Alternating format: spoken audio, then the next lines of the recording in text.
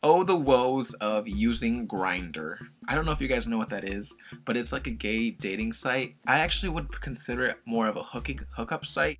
Every single time you go on there, the first thing you get is, "Are you looking?" At least that's what I get.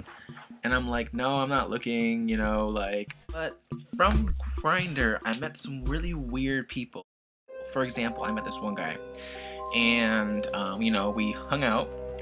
And you know, we had dinner, and I was like, okay, you know, it was a good day, you know, I have other things to do, so I'm gonna leave. And he's like, okay, well, are you gonna text me? And I'm like, sure, you know, I'll text you, like, yeah, you know. And then he's like, are you sure? And I was like, yeah, I'm sure, I'm gonna text you. And it kind of got me thinking, like, like, is he gonna become clingy? He ends up walking back to my place. He already has my number. He's like, well, you know, goodbye, it was nice seeing you. He's like, but I can walk you to your door. And I'm like, no, I can walk to the door myself. He's like, no, I insist, I'll walk you up to the door.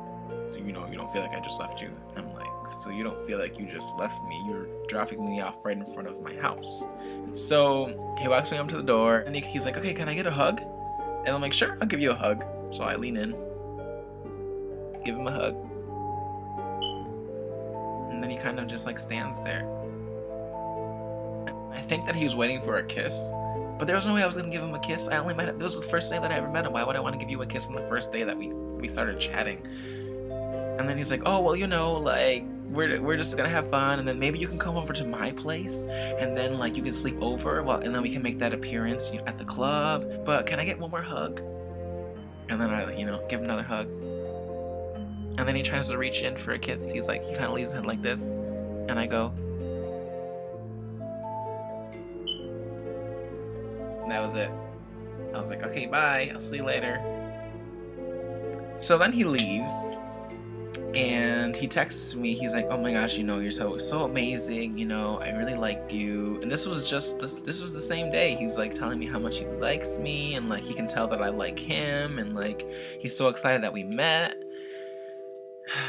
It's kind of scary. Anyways, that same day, he's like, are we still hanging out on the weekend? I said, you know what? I don't think that's gonna be possible. And he said, okay. And that was it. And this was like, I guess this was like a month ago that this whole thing happened. And then randomly, 2 nights ago, I get a text from him, and he's like, hello. And I didn't know who it was because I had already deleted his number. And I was like, hello. And then he was like, do you know who this is? And I said, I have no idea. He's like, well, I was wondering if you would like to go with me to a mansion, because they're hosting a dinner, and everything's catered, and you just have to be my date. And I was like, I don't know who this is. And he's like, well, this is, and then he said his name.